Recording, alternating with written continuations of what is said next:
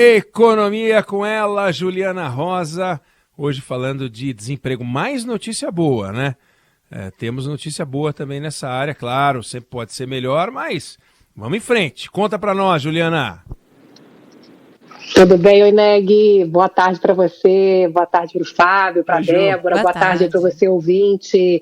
É notícia boa, sim, Oineg. A gente continua vendo queda da taxa de desemprego no país, divulgada hoje pelo IBGE, a PNAD, né, que é a Pesquisa Nacional por Amostra de Domicílios, que mostra a queda da taxa de desemprego no país. É sempre uma taxa trimestral, então a gente vê aqui maio, junho e julho a queda da taxa de desemprego para 9,1%. 3 meses antes estava 10,5%. Isso significa que tem 2.200.000 brasileiros a menos no desemprego.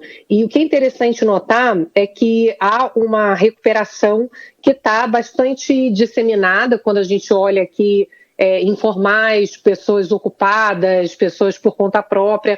Agora, a informalidade bate recorde aqui, a maior taxa dos últimos 7 anos.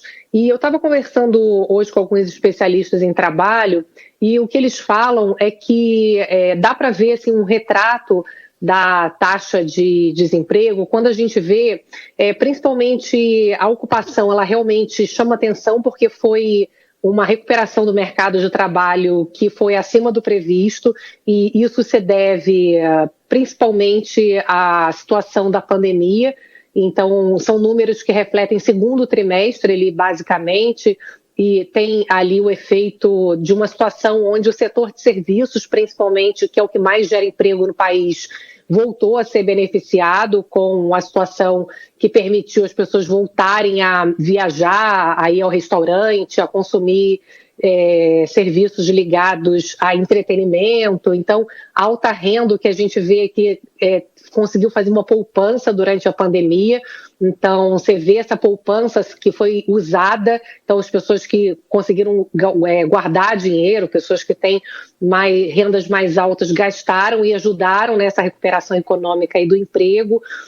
Agora, você tem essa questão da renda que chama atenção, que é o fato de que a renda ela cai quando você compara um ano atrás, e tem muito a ver com uma precariedade quando a gente vê a questão da informalidade. E quando você vê o retrato ali, eu estava vendo agora com a ajuda de um especialista, o economista Bruno Aizumi da consultoria LCA, quando você viu o que mais cresceu de mercado de tipo de emprego é o trabalhador que recebe até um salário mínimo. Então, eu estava conversando também com o professor José Márcio Camargo, que é um grande especialista em trabalho, e ele estava me dizendo que com a reforma trabalhista, o lado bom é que muita gente conseguiu negociar a volta ao mercado de trabalho e isso permitiu com que as empresas pudessem voltar a contratar com regras menos rígidas, porque a reforma permite que acordos individuais prevaleçam em cima das legislações. Ao mesmo tempo, o que a gente percebe é que muita gente acabou aceitando voltar com salários mais baixos. Então, a gente vê claramente que você tem uma redução média salarial por conta disso. Então, a gente via que antes da pandemia, a maior parte dos brasileiros, dos trabalhadores, recebiam 2 salários mínimos para cima. E agora, a maior parte dos trabalhadores recebe até 1 salário mínimo. Então, é um gráfico interessante que eu recebi da consultoria LCA para a gente ver, né, esse copo meio cheio e meio vazio. Meio cheio, claro, são as pessoas que conseguiram rapidamente voltar ao mercado de trabalho, né? O professor José Márcio Camargo fala que realmente é impressionante.